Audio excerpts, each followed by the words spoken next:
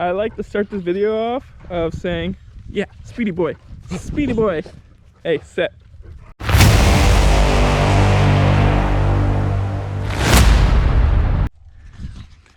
Hey guys, I just want to make this small clip at the beginning of this video to show about what happened on the end of last video. So last video with my Trans Am, I went home because it's starting raining and it was pretty dark on one side. And I thought this is kind of, I didn't really want to take it out in the rain, definitely on its first go. So as you can see behind me, it's white, it snowed. Literally it started snowing about an hour after I got home. And like today's May 9th. So yeah, it's the next morning, but it snowed all through night and now it's starting to melt. But yeah, like if I would have took my car out and it was snowed, it was pretty sketchy. I think I heard there was a couple accidents around Saskatchewan already. So yeah, it's pretty crazy. Well, enjoy the rest of this video. So just thought I'd be cool to make this video and show, wow, how crazy Saskatchewan weather can be sometimes. So it's time to install the push rods and the rockers and the valve cover. And I was going to use the stock like rocker arm holders, but I had bought these ARP ones for my last build, but they didn't work because I did a Trucian upgrade on those ones and they didn't fit in them.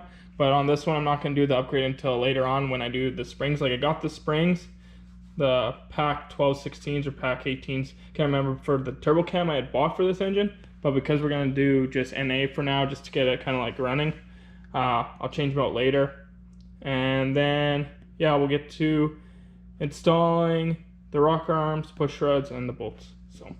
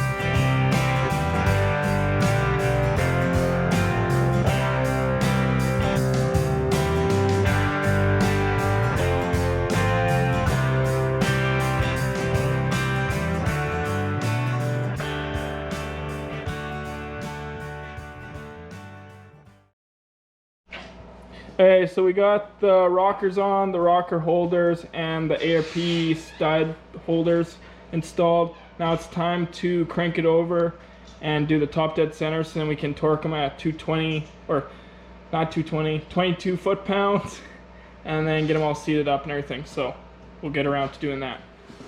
Okay, so we got everything tightened up. All of them are set at 22 foot-pounds. And we did the full sequence of doing the top dead center and then waiting for the exhaust to be open and close, and the intakes open and close. Like, I'm not gonna go through it all because there's tons of videos on YouTube about it, but they're all good to go. So now it's time to put on the valve covers and get to it.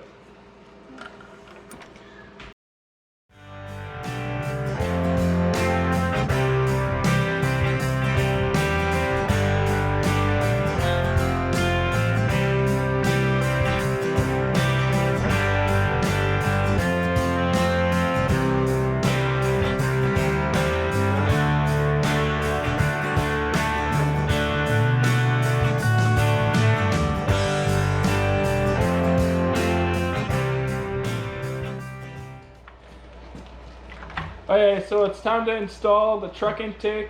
We're going to be running the truck intake and the accessories right now until we run the turbo. I might still keep the truck intake, but from what I read, they should be able to take some boost. So let's get to installing that and work on the next thing.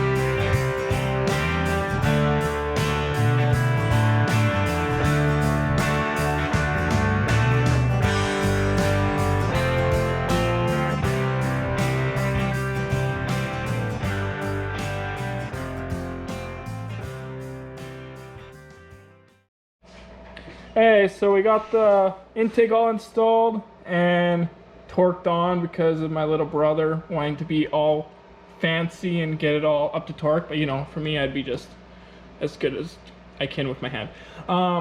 So I think I'm gonna go and cut this line so it's shorter to install into the hole here for the vacuum. Fuel lines, so we'll probably get around to doing the fuel lines in the next couple days. And what else? I think that's it for probably this video. I'm gonna go grab my exhaust headers and fit them up, and yeah, I gotta clean up this intake or this cover. It's a little dirty, but that's minor. Yeah, still doing the steam vents. And yeah, catch you on the next video.